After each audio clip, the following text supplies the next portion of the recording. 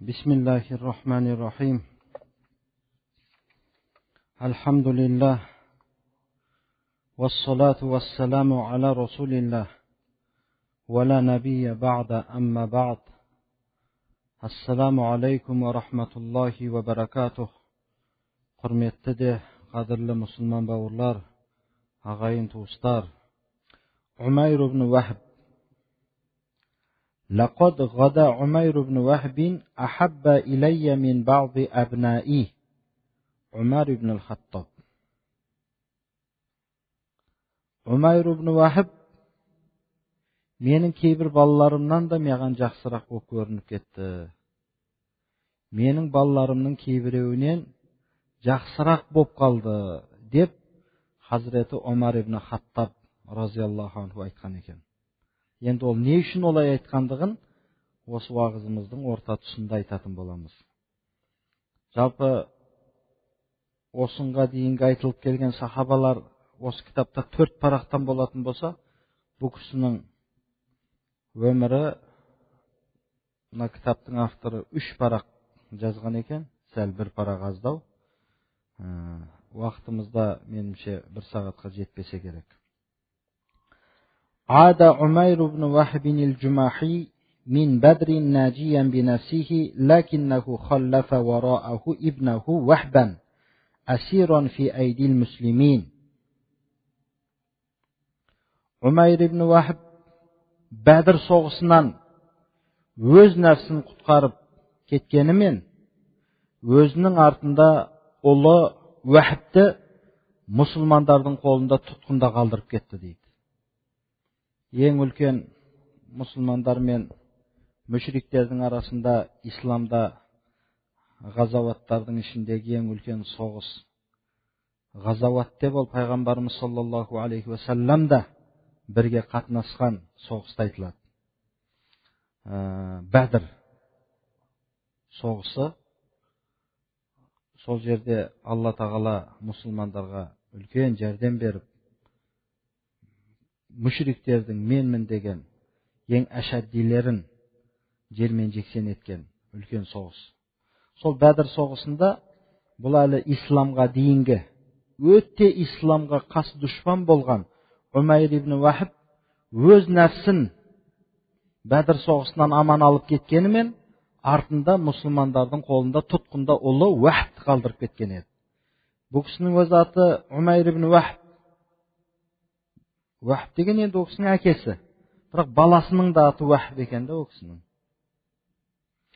وقد كان عمير يخشى أن يأخذ المسلمون الفتى بجريرة أبيه وأن يسوموه سوء العذاب جزاء ما كان ينزل برسول الله صلى الله عليه وسلم من الأذى ولقاء ما كان يلحق بأصحابه من النكال.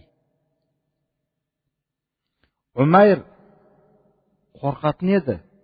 Мұсылмандар оның баласын бұның орнына азаптайды ма деп. Жап-жас ғана баласын бірге алып барды әрине сол соғысқа. Бірақ бұл мұсылмандарға және пайғамбарымыз саллаллаху алейхи ва салламға көрсеткен азар зиянына, соның барабарына мұсылмандар менің баламды қатты азаптайды мекен, қатты қиыншылықтар жеткізеді мекен деп, содан қорқатын еді Умайр ибн Вахб. Өйткені мына накәл деп, басқаға ғибрат болу үшін азаптауды айтады екен. Міне сенің де басыңа осындай қиыншылық түсуі мүмкін. Менің баламды, мен мұсылмандарға жеткізген зияным, менің мұсылмандарға көрсеткен зорлық зомбылығыма өштесіп, мұсылмандар соншалықты азап көрсетеді ме деп, содан ғана қорқатын еді Умайр ибн Вахб дейді.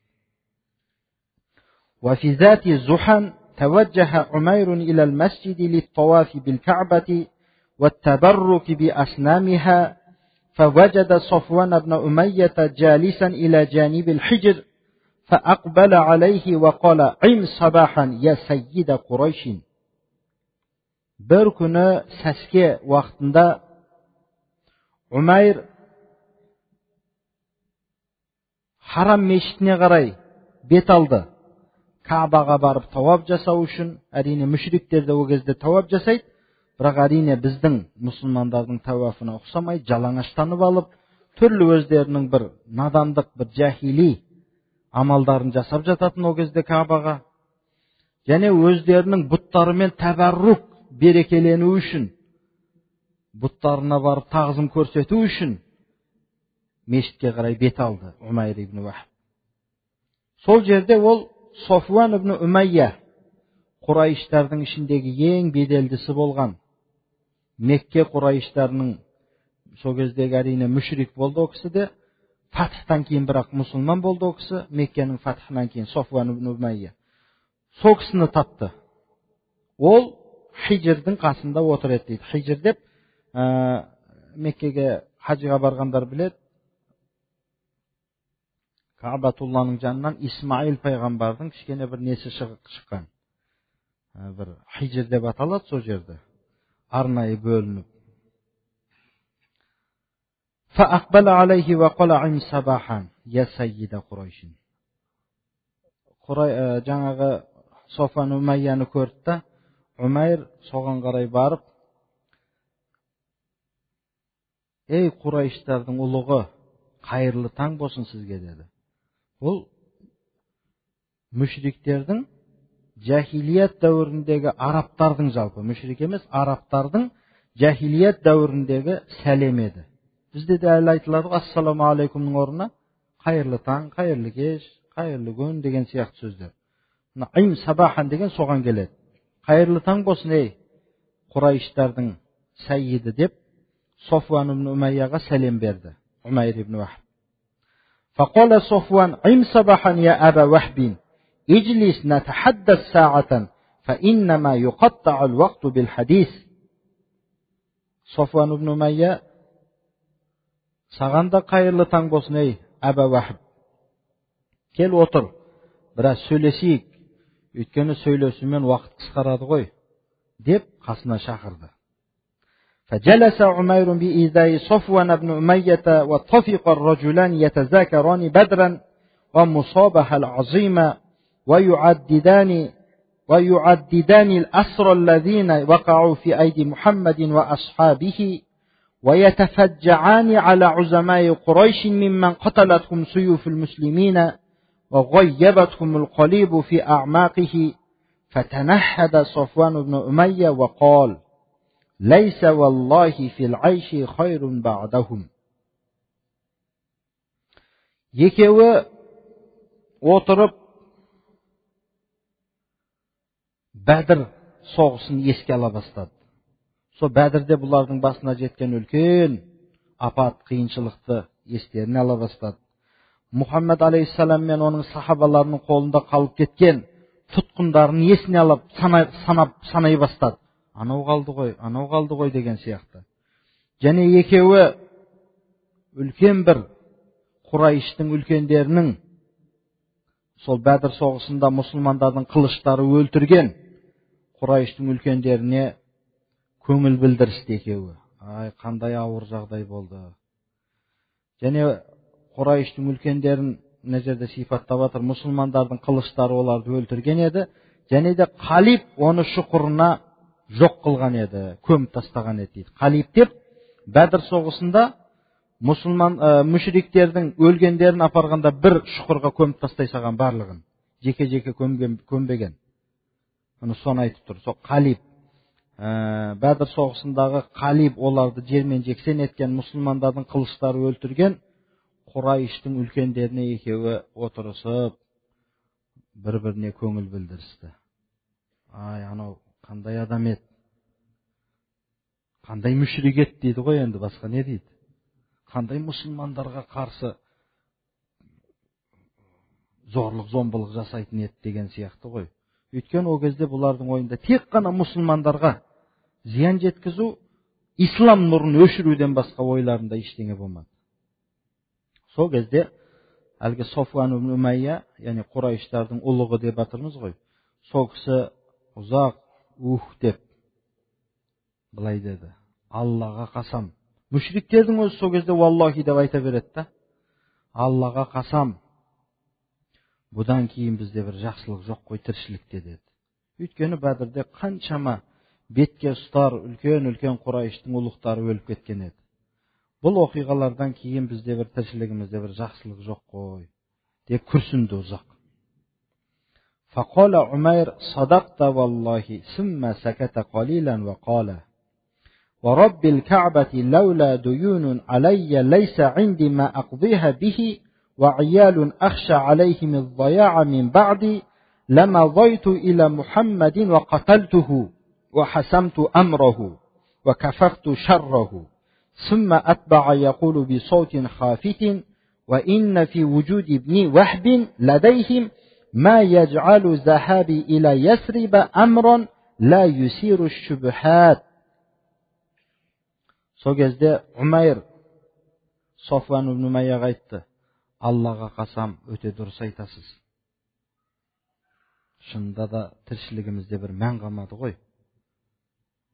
Деп ұзақ уақыт, аз ғана уақыт тыныш жым тұрды да, одан кейін айтты: Каабаның Раббысына қасам, менің мойнымдағы мына қарыздарым болмағанда еді. Және әйел бала шағамның менен кейін жоқ болып кетуінен, құрып кетуінен қорқпағанымда еді. Мен ана Мұхаммедке барып, Мұхаммедті өлтіретін едім. Оның алып кетіп бара жатқан ісін үзіп қояр едім. Оның жамандығынан елді құтқаратын едім. Деп жайлап сыбырлап қана даусымен айтып жатыр дейді. Әлбетте менің балам Уахабтың олардың қолында тұтқын болып тұрған уақытында менің Мәдинеге барып келуім ешқандай бір күдік тудырмайды деген ойда айтып қалды енді Умайр. اغتنم صفوان بن أمية كلام عمير بن وهب ولم يشأ أن يفوت هذه الفرصة فالتفت إليه وقال: يا عمير اجعل دينك كله علي فأنا أقضيه عنك مهما بلغ وأما عيالك فأضمهم إلى عيالي ما امتدت بي وبهم الحياة وإن في مالي من الكسرة ما يسعهم جميعا ويكفل لهم العيش الرغيد. فقال عمير: إذن اكتم حديثنا هذا ولا تطلع عليه أحدا. فقال صفوان: لك ذلك.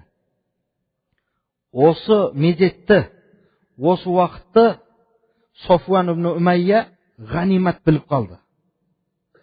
Осындай бір керемет мүмкіншілікті қолдан шығарып алмауды қалап, бірден Умайрға қарап айтты: Ей Умайр, сен уайымдама. Қанша қарызың болса да мен оны өтеп беремін. Сен ана бала шағаңнан да қорқпа. Білесің ғой, мен жағдайым жақсы, мал дүнием көп. Олар рахат бір беймарал өмір сүру үшін мен оларды өз бала шағама қосып асыраймын. Сен осы айтқаныңды істегін, Мұхаммедті өлтіріп келгін. Деп, ана Умайр ибн Уахабтың айтқан сөзін бірден бұл ұстап алды да, сен уайымдамай қой, қарызым бар, бала шағам не болады екен деп уайымдамай қой. Сен осы айтқаныңды істегін, қалғанын маған қоя бергін. Сол кезде Умайр, олай болатын болса, бұл сөзімізді ешкімге айтпағын, ешкім біліп қоймасын. Деп еді, Софуан айтты: болды, екеуміздің арамызда қалды бұл сөз. Міне екеуі қысқасы, осы жерге дейінгі оқиғадан түсінетініміз, Бәдір соғысында әбден өзінің жақындарынан, туыстарынан, Құрайыштың ең үлкен лауазымды тұлғаларынан айырылған сол кездегі мүшрик екі адамның пайғамбарымыз саллаллаху алейхи уассаламды өлтіру үшін ниет қылғанын біз осы жерден көреміз. Бірақ іс олай емес. Алла тағала оған пайғамбарымыз саллаллаху алейхи уассаламды оларға өлтіртіп қоймайды әрине. Бірақ бұлар солай өздерінше жасырын Хижрдің жанында отырып алып солай ниет қылды. قام عمير من المسجد ونيران الحقد تتأجج في فواده على محمد صلى الله عليه وسلم واتفق يعد العدة لإنفاذ ما عزم عليه فما كان يخشى ارتياب أحد في سفره ذلك لأن ذوي الأسر من القرشيين كانوا يترددون على يثرب سعيا وراء افتداء أسراهم. Solay dep söz baylasqandan keyin Umayr ibn Wahb meşitten turup ketdi. Onun yüreğinde Muhammed aleyhisselamga degen aşu ızanın kegi kernip laulap turатын edi. Sol derecede peygamberimizga degen kegi yüreğindeki öşpendiligi laulap kaynap turатын edi. Ütkeni bir şetinden balası olarda tutkunda жатыр, bir şetinden Bedir'de kançama жақтастарынан айырылды. Әрине залалатта, надандықта еді ғой бұл кезде олар. Барды да үйіне дайындыққа кірісе бастады. Өзі ниет қылған нәрсені орындау үшін құрал саймандарын барлығын дайындай бастады. Бұл қорқпайтын еді. Бұның сафарынан, Мәдинеге жасайтын сафарынан біреу күмәнданады деп бұл қорқпайтын еді. Өйткені Құрайыштардың да басқа көпшілігі Мәдина мен Меккенің арасында барып келіп жататын еді. Сол кезде өздерінің тұтқындарын құтқарып алу үшін Меккеден Мәдинаға барып келіп жататын еді. Бұл да сондай көп адамның бірі ұқсап, тура Меккеге бір өзінің баласы жатыр сол жерде. Соны құтқарып алу үшін барамын деп, бірақ ниеті басқада. Баласын құтқару емес, ниеті сол жерге барып пайғамбарымызды өлтірсем, одан кейін не болса о болсын деп тұр ғой. أمر عمير بن وحب بسيفه فشحذ وسقي سما ودعا براحلته فأعدت وقدمت له فامتطى متنها ويمم وجهه شطر المدينة وميل برديه الزغينة والشر. بلغ عمير المدينة ومضى نحو المسجد يريد رسول الله صلى الله عليه وسلم فلما غدا قريبا من بابه أناخ راحلته ونزل عنها. Umayr ibn Wahb qılışын жақсырлап өткірледі. Кейін оны умен жағып қойды қылышына. Бірден шапқан кезде сол бірден өлтіру үшін. Кейін өзінің көлігін алдырып, көлігіне отырып жолға шықты. Мәдина тарафты бетке алып кетті. Оның тонының іші кек пен ызаға, жамандыққа тола еді дейді. Тонының іші дегені ғой енді. Тонының іші деп сипаттап жатыр да. Мұсаннифтің, мына автордың сөзге шеберлігі ғой. Оның тонының іші, тонының ішіне тас толтырып апты біреуді ұратын деген сияқты ғой. Оның тонының іші ыза мен кек, жамандыққа тола еді дейді.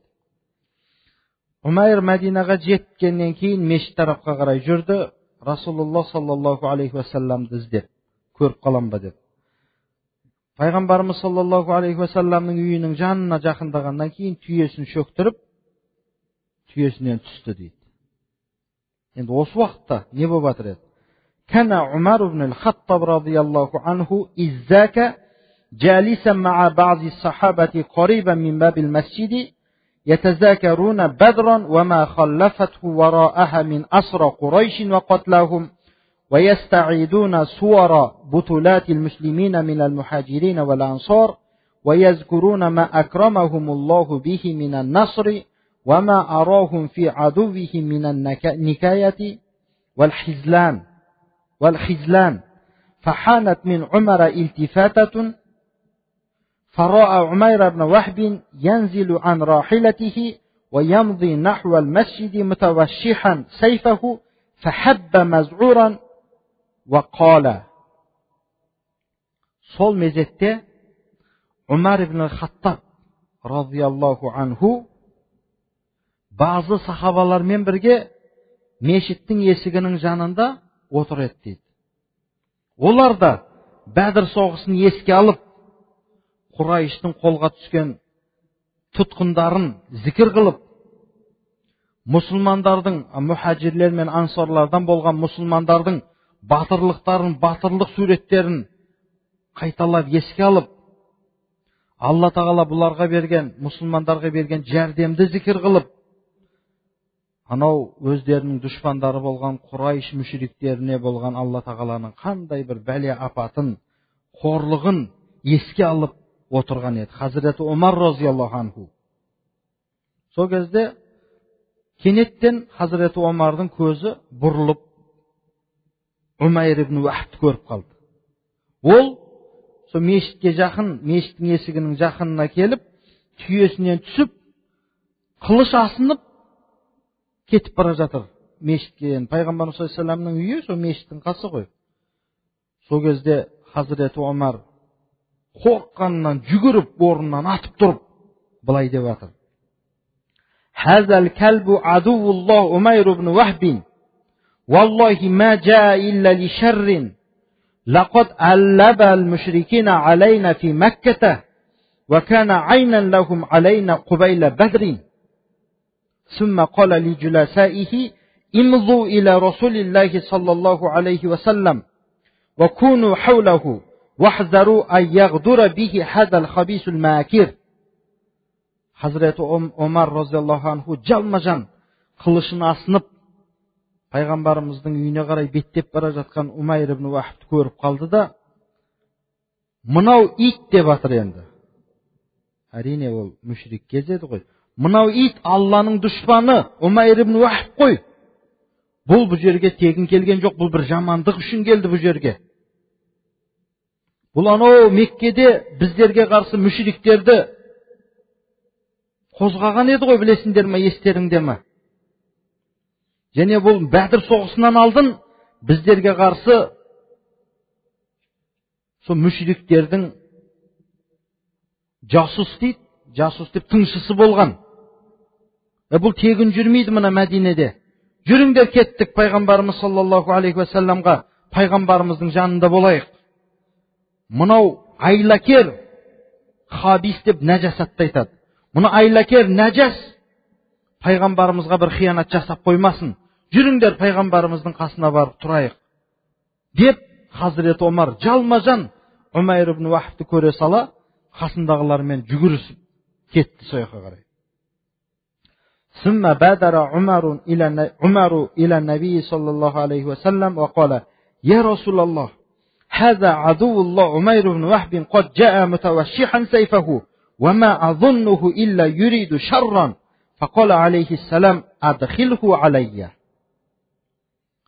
Hazreti Omar жүгіріп пайғамбарымыз саллаллаху алейхи ва салламға барып: Я Расулаллах, мына Алланың дұшпаны Умайр ибн Вахб қылышын асынып кепті өшерге. Мен бұдан тек қана жамандықты ойлап тұрғанын күмән қып тұрмын.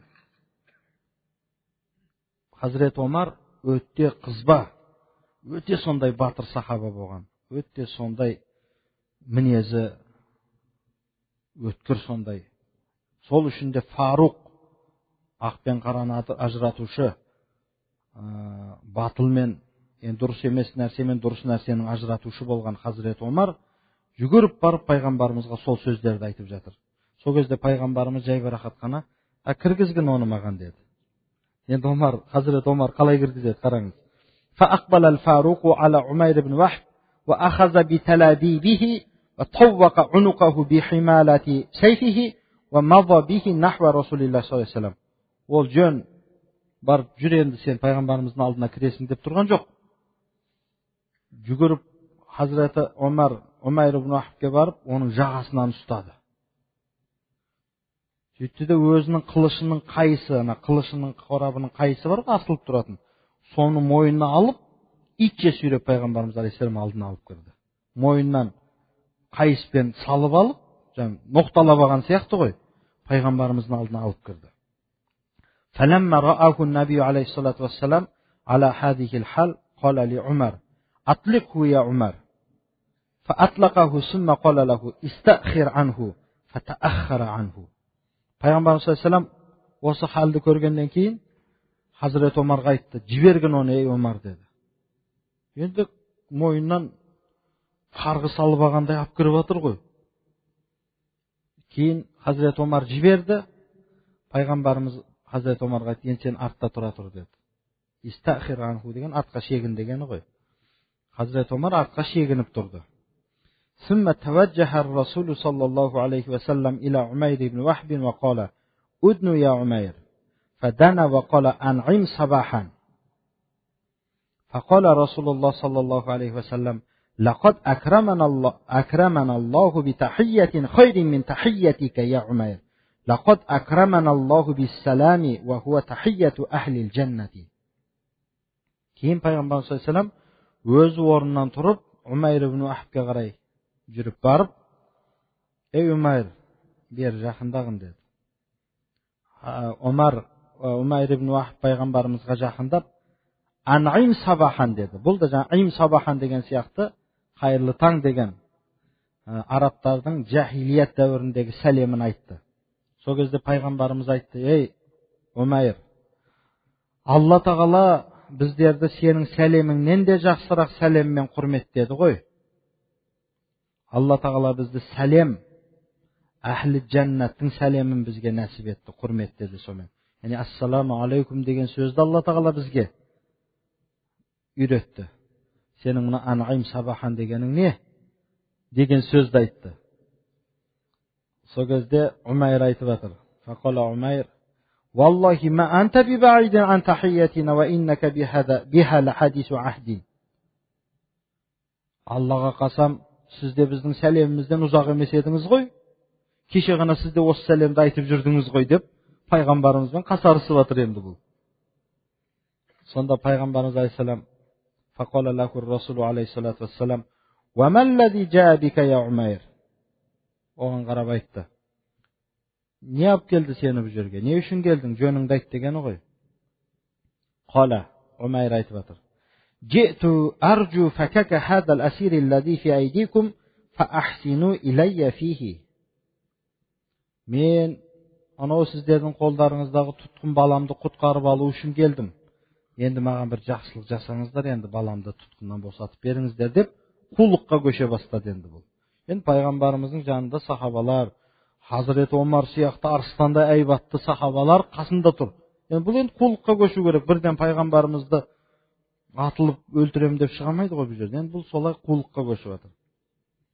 Қала, пайғамбарымыз айтып жатыр: "Фама балу сайфи аллази фи унуқик." Олай болса қылышыңа жол болсын. Сен балаңды тұтқыннан құтқарып алуға келген болсан, қылышыңа жөн болсын. Аны мойның асып алған қылышың не ол? Сонда қала Умайр: "Қаббахаха Аллаху мин суюфин ва хал агнат анна шай'ан йаума бадрин." Ей, бұл қылыш құрып кетсін. Бәдірде осы қылыш бізге бір пайда жеткізді дейсіз ба? Біздің қажетімізді өтеді дейсіз ба осы қылыш деп, қылышты лағнеттеп жатыр ана жерде. Сонда Бәдірде мүшриктер әбден ұтылды ғой. Енді бұл қылыш бізге бір пайда келтірді дейсіз ба? Құрып кетсін бұл қылыш деп жатыр пайғамбарымызға. Қала Расулу алейхиссалам: "Устуқни маллази жи'та лаху я Умайр." Шыныңды айт. Не үшін келдің бұл жерге, ей Умайр, деді пайғамбарымыз. Қала ма жи'ту илля лизака. Рас айтамын, баламды тұтқыннан құтқарып алу үшін келдім, басқа мақсатым жоқ деп, бұл да енді қайтпайды сөзінен. Қала алейхиссалам: "Бәл қаатта анта ва Сафван ибн Умайя индал хижр فتذاكرتما أصحاب القليب من صرع قريش ثم قلت لولا دين علي وعيال عندي لخرجت حتى أقتل محمدا فتحمل لك صفوان بن أمية دينك وعيالك على أن تقتلني والله حائل بينك وبين ذلك." Сол кезде пайғамбарымыз алейхиссалам айтты: "Сен шыныңды айтпай тұрсың, бәлки мен айтып берейін енді саған шындықты. Сен және ана Софван ибн Умайя анау хижрдің жанында отырдыңдар. Екеуің анау Құрайштың өлгендеріндегі ана қалип барлығын бір жерге көмген жер жайында әңгімелестіңдер екеуің. Сол кезде сен тұрып айттың: егер менің мойнымда қарыз болмағанда, мен артымда қалып бара жатқан бала шағамды уайымдамағанымда, Мұхаммедті барып өлтіретін едім дедің сен. Сол кезде Софван ибн Умайя тұрып: сенің қарызыңды да, бала шағаңды да маған қойып бере бер. Сен өлтіре бер Мұхаммедті, қалғаны өзім мойнымда деді. Бірақ Алла Тағала сені мен менің арамды тосушы деген кезде фазахила Умайру лахзатан сумма ма лабиса ан қала ашхаду аннака ла расулуллах. Сол сөздерді естіген Умайр ибн Вахб бір сәт есінен танып қалды. Есін жиып ақ Куәлік беремін әлбетте сен Алланың елшісісің деп пайғамбарымызға сол сөзді айтты. Сүммә ардафа яқул لقد كنا يا رسول الله نكذبك بما كنت تأتينا به من خبر السماء وما ينزل عليك من الوحي لكن خبري مع صفوان بن أمية لم يعلم به أحد إلا أنا وهو ووالله لقد أيقنت أنه ما أتاك به إلا الله. Сол кезде Умайр артынша Ашхаду аннака ла Расулуллах деген сөздің артынша шынында я Расулаллах біз сіздің ана аспаннан келіп жатыр деген хабарларыңыздың барлығын жалғанға шығарушы едік. Сізге келіп жатқан уахиларды, сізге түсіп жатқан уахиларды да біз жалғанға шығарушы едік. Бірақ мына мен ана Софуан ибн Умайяның хабарын мен және одан басқа ешкім білген жоқ еді. Аллаға қасам, мен бүгін жақын білдім, Алла тағалаға сізге бұны білдірген екен. Өйткені сізге айтып келетін ешкім болған жоқ бұл жерде. Алла тағала сізге білдіргеннен күмәнім қалған жоқ. Фалхамдулиллахиллази сақани илайка сауқан лияхдияни илал ислам. Алла тағалаға хамды саналар болсын. Мен осы жерге айдап алып келген исламға хидаят. Яғни исламға жол табу үшін, исламға хидаят табу үшін мен осы жерге сіздің алдыңызға жетелеп айдап алып келген Алла тағалаға хамды саналар болсын деп айқайлап жіберді Умайр ибн Вахб. Сүмма шахида ан ла илаха иллаллах ва анна Мухаммадар Расулуллах ва аслама. Кейін калимай таухидты айтып исламға кірді. فقال عليه الصلاة والسلام لأصحابه فقهوا أخاكم في دينه وعلموه القرآن وأطلقوا أسيره. Кейін пайғамбарымыз алейхиссалам сахабаларына айтты: "Мынау бауырларыңа дін үйретіңдер. Бұған Құраннан үйретіңдер. Бұның тұтқынын босатып қоя беріңдер" деді. Фарихал муслимуна би ислами Умайр ибн Вахбин ашаддал фарх. Мұсылмандар Умайр ибн Вахбтың исламға кіруімен ерекше қатты қуанды. Өйткені бұл да бір керемет исламға пайдасы тиетін, исламға дейін мұсылмандарға өте бір керемет зорлық зомбылықты көрсетіп келген адамда, қолынан күші бар, абыройы бар адамның бірі, мұсылмандар бұның дінге исламға кіруімен қатты қуанды дейді. Хатта инна Умар ибн al-Khattab радияллаху анху қала: "Лахинзирун кана ахабба илайя мин Умайр ибн Вахбин хина қадима ала Расулиллах саллаллаху алейхи ва саллям ва хуа ал-яума ахаббу илайя мин баъди абнаи." Керек болса Хазіреті Омар былай деп айтты дейді: "Әлбетте бір шошқа артық еді маған бұл пайғамбарымыз саллаллаху алейхи ва салламның алдына қылышын асынып келген кезде маған шошқа артық еді бұдан гөрі. Бірақ бүгіндік күні менің кейбір балаларымнан бұл маған артығырақ, жақсырақ" деді. Осы сөзді сол кезде айтқан екен да Хазірет Омар. وفيما كان عمير يزكي نفسه بتعاليم الإسلام ويترع فؤاده بنور القرآن ويحيا أروع أيام حياته وأغناها مما أنساه مكة ومن في مكة. Нағараңыз керемет.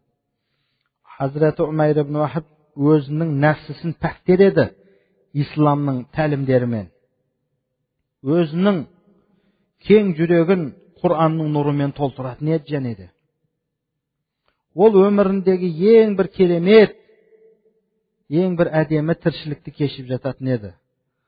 Сондай исламға деген оның махаббаты, Құранға деген оның махаббаты Меккені де, Меккедегі адамдарды да ұмыттырып жерді болған.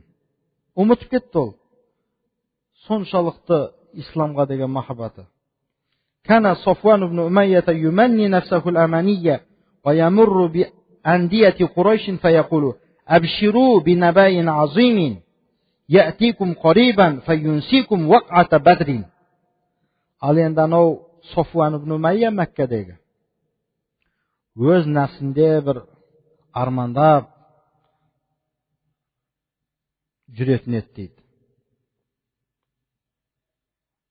Qurayштың bir жиналып қалған мәжілістерінде ол айтатын еді дейді. Жақында бір хабар келеді, қуанышты хабар келеді. Сол кезде сендер ғана Бәдірде болған оқиғалардың бәрін естеріңнен шығарасыңдар. Сондай бір хабар келеді деп, енді бірақ айта алмайды. Анау Умайр ибн Вахб Мединеге пайғамбарды өлтіруге кетті деп айта алмайды. Енді өздерінше сыр қылып кетті ғой, бірақ одан да хабар білмейді. Бірақ Qurayштың мәжілістерінде солай деп айтып қояды екен де, өзінің ішінде жүрген бір ойын, жаңа арманын айтады екен да, жақында бір хабар келеді, қуанышты. Бәдірде болған оқиғаның бәрін естен шығарасыңдар сол кезде деп. ثم إنه لما طال الانتظار على صفوان بن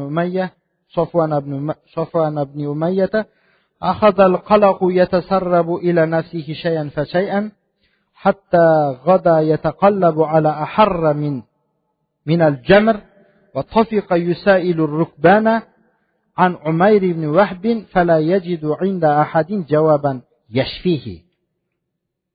Бірақ Софуан ибн Умайяның арманы, күтуі ұзақ болып кетті. Хабар жоқ әлі. Ол енді шындап қысыла бастады. Шоқтан да ыстық нәрсенің үстінде ұйықтағандай аунақшып жататын еді, дөңбекшіп, аунап күні түні. Енді ол шыдай алмастан Мединеден келген керуендерден сұрай бастады Умайр ибн Вахб жөнінен. Бірақ ешқандай бір оған дертіне шифа болатын жауап ала алмады ол. Иля ан жааху ракибун фақала инна Умайран қад аслама деген. Ол ақыры мынандай хабарды да жетті оған. Әлбетте Умайр исламға кіріп кетіпті деген хабар жетті. Фаназала алейхи л-хабару нузула саиқати. Оның төбесінен бір жай түскендей болды осы хабарды естігенде. Из كان يظن أن عمير بن وهب لا يسلم ولو أسلم جميع من على ظهر الأرض. Неге оның төбесінен жай түскендей болды? Умайр ибн Вахб исламға кірді дегенде. Себебі бұл ойлайтын еді, Умайр ибн Вахб еш уақытта исламға кірмейді. Егер жер бетіндегі адамдардың барлық исламға кірсе де, Умайр ибн Вахб исламға кірмейді деген ойда жүретін еді бұл. Енді ойлай беріңіз, Умайр ибн Вахб исламға дейін қандай адам болды ол? Жер бетіндегі бүкіл адам исламға кірсе де, Умайр ибн Вахб исламға кірмейді дегендей ойда жүреді екен бұл. Амма Умайр ибн Вахбин فإنه ما كاد يتفقه في دينه ويحفظ ما تيسر له من كلام ربه حتى جاء إلى النبي عليه الصلاة والسلام وقال. Ал енді Умайр ибн Вахбке келетін болсақ, ол діннен қалағанынша үйреніп, Алла Тағала нәсіп еткенше Құран-ы Кәримнен жаттап, кейін пайғамбарымыз саллаллаху алейхи уассаламның алдына келіп былай деді. Я Расулаллах, лақад ғабара алайя заманун, ва ана даибун ала итфай нуриллах, шадидул аза лиман кана ала динил ислам. Ва ана ухиббу ан та'зана ли би ан aqdama ala Makkata li ad'uwa Qurayshan ila Allahi wa rasulihi. فإن قبلوا مني فنعم ما فعلوا وإن أعرضوا عني آذيتهم في دينهم كما كنت أوذي أصحاب رسول الله صلى الله عليه وسلم. Умайр пайғамбарымызға келіп былай деді. Я Расулаллах, менен бір замандар өтті ғой. Мен өткеніме қарайтын болсақ дегені ғой. Мен Алланың нұрын өшіру үшін тырысушы едім үнемі. Және исламда жүрген адамдардың барлығына қатты азар беруге құмар едім. Бірақ енді мен бүгіндік күні жақсы көремін, егер сіз маған ізін берсеңіз, рұқсат берсеңіз, мен Меккеге барсам, Құрайшты Аллаға және Алланың Расулының жолына шақырсам, егер менен осы менің айтқан дауатымды қабыл қылса, қандай жақсы нәрсені қабыл қылған болады олар. Егер бет бұрса, мен оларға азар жеткіземін, сізге және сіздің сахабаларыңызға қалай азар жеткізген болсам, мен енді Құрайштарға солай азар жеткізетін боламын, деді. فأذن له الرسول عليه الصلاة والسلام فوافى مكة وأتى بيت صفوان بن أمية وقال يا صفوان innaka lasayyidun min sadati Mekke ve aqilu min uqalai Quraysh. Afatara anna hadha alladhi antum alayhi min ibadati al-ahjar ve-zabh laha yasihhu fil aqli an yakuna dinan. Keyin payg'ambarimiz sollallohu alayhi vasallam Umayr ibn Vahbga ruxsat berdi. Umayr ibn Vahb Mekkaga keldi de birden Sofvan ibn Umayyaga keldi. O'zining serikdesi bayog'i. Keldi de aytdi: "Ey Sofvan, albatta sen Mekkening ulularidan birisin. Және Qurayshning aqlda adamlarının biri bo'lib sanalarsın. Sen o'ylab ko'rshi, sendердің siyinib жатқан tastарың, және сол сендердің Құдай деп алған мына бұттарың үшін сендер бір құрбандық шаласыңдар, siyinib жатқан tastарың ақылда дін болуға лайық па? Осы нәрсе ойлап көріңдерші." Деп бірінші ең беделді адамдарынан бастады дағуатты. Amma ana fa ashhadu an la ilaha illallah wa anna Muhammadan Rasulullah. Ал мен болсам Алла тағалаға жеке дара ғибадатқа лайық бір ғана Алла тағала және Алланың елшісі әрі құлы Мұхаммад алейхиссалам екендігіне куәлік беремін деп Софван ибн Умайядан дағуатты бастады. ثم طفق عمير يدعو إلى الله في مكة حتى أسلم على يديه خلق كثير أجزل الله مسوبة عمير بن وهب ونور له في قبره. Keyin Hazret Umayr ibn Vahb Alloh taolaning yo'luna Mekkada da'vat жасай бастады. Оның қолында көптеген адамдар ислам дінін қабылдады. Алла тағала Умайр ibn Вахбтың сауабын көбейтсін, оның қабірін Алла тағала нұрландырсын деп осы жерден уағызымызды аяқтайды екенбіз. Енді бұл жерден құрметті жамағат қандай пайда алуға болады? Шынында да ислам діні алдыңғы өткен қателік кемшіліктердің барлығын кешіріп жіберетін дін.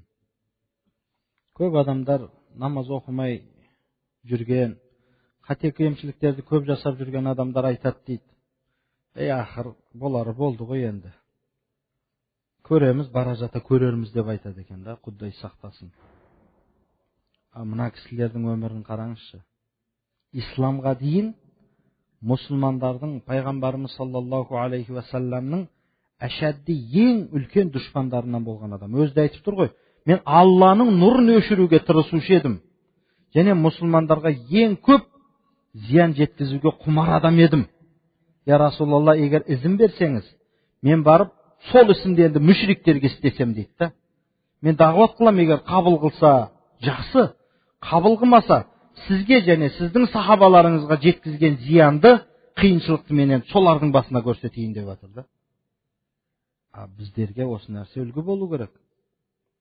Бәріміз де бірдей 12 жасымызда дінге кіріп кеткен жоқпыз, балағат жасқа жеткеннен кейін. Біреуге ерте, біреуге кеш. Алла нәсіп етті әхли ислам болуға, ең бақытты адамдардың қатарынан болуға Алла тағала бізге нәсіп етті ма? Енді қалған өмірімізді дінге арнайық. Қалған өмірімізді енді Алланың нұрын жағуға, өшіруге емес, Алланың нұрын жағуға, ислам дініне қызмет етуге арнайық иншалла. Міне осы сахаба Hazret Umayr ibn Vahb'дің өмірі бізге соны үлгі болу керек, сол нәрсеге үлгі болу керек.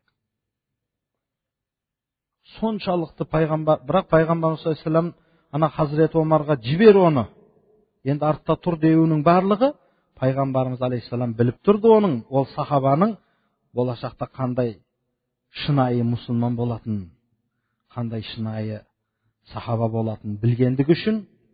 Ал егер пайғамбарымыз саллаллаху алейхи ва саллям оның сол кезде де қайтпайтынын білгенде, сол жерде оны өлтіруге бұйырар ма еді? Мына жақтарда келеді. Өмір бойы пайғамбарымыз саллаллаху алейхи ва салламға өзінің емшектес болған бауыры 20 жыл исламның қас дұшпаны болған адам пайғамбарымыз саллаллаху алейхи ва саллам Меккенің фатхынан кейін келген кезде сахабалары сондай ашу ызада. Пайғамбарымыз да бірақ қарамай қояды оған. Келіп кешіргін мені десе де қарамай қояды. Сол кезде сахабалар тұрып, сахабаларына пайғамбарымыз айтады екен: соны біреуің өлтіріп жібермедіңдер ау деген кезде сахабалар: я Расулаллах, сіз ізін бермедіңіз ғой, еш болмаса көзіңізбен ишара жасап қоя салмадыңыз ба, біз өлтіретін едік оны дегенде пайғамбарымыз айтқан екен: пайғамбарлардың көзі еш уақытта дұрыс емес, хақ емес нәрсеге ишарат жасамайды деген екен. Өлтіру, қиянатқа ишарат жасамайды пайғамбарлардың көзі деген екен. Көрдіңіз ба? Сол сияқты пайғамбар саллаллаху алейхи білді сахабаларының барлығының болашақ исламға қандай қызмет ететінін. Тура сол сияқты мен Умайр ибн Вахаб пайғамбарымызды өлтіруге келді, бірақ пайғамбарымыз оны құшақ жая қарсы алып, Хазірет Омарға айтты: тиіспе, тек қой, сен ары тұра тұр деді. Бірақ Хазірет Омар ана жерде пайғамбарымыз бір өлтіруге шынында бұйрық берсе, мойнын шауып алуға дайын тұрған сахаба еді. Өйткені Умайр ибн Вахабтың исламға дейін мұсылмандарға көрсетпегені жоқ. Ең қатты азар жеткізуші адамдардың бірі болған еді. Сондықтан құрметті мұсылман бауырлар, осы айтып жатқан ұлық сахабалардың өмірі біздерге, жүректерімізге, имандарымыздың күшеюіне үлкен септігі тиетін амалдар, иншалла, Алла бізге соны нәсіп етсін. Үнемі айтамыз, мына уағызымыздың соңында айта кетейік: ұлыларды зікір қылу, әлбетте Алла тағала сол жерге өзінің нұрын төгіп тұрады екен. Иншалла, Алланың осы жерде нұры төгіліп жатыр. Біз осы сахабалардың атын айтуға да лайық емес адамдармыз. Бірақ Алладан үміт етеміз, осы айтып жатқан нәрселерімізді Алла қабыл етсін, қате кемшіліктеріміз болса Алла өзі кешірсін дегім келеді. Ва ахиру дa'вана анил хамдулиллахи rabbil alamin. ربنا فاغفر لنا ذنوبنا وكفر عنا سيئاتنا وتوفنا مع الأبرار. يا رب الله, осы уақытқа дейін 5 сахабаның өмірін айтып шықтық. Алла, араларында бір сөздерімізде қате кемшіліктер кетіп қалған болса, Алла өзін кешіре көр. Мына ихласпен, осы сахабаларға деген махаббатпен, Расулуллах саллаллаху алейхи уассаламға деген махаббатпен отырған құрметті мынау бауырларымызды, жамағатымызды Алла тағалам өзің ихластарын, махаббаттарын бұдан да артық күшейте көр. Жүректеріміздегі Алла тағалам имандарымызды өзің күшейте көр.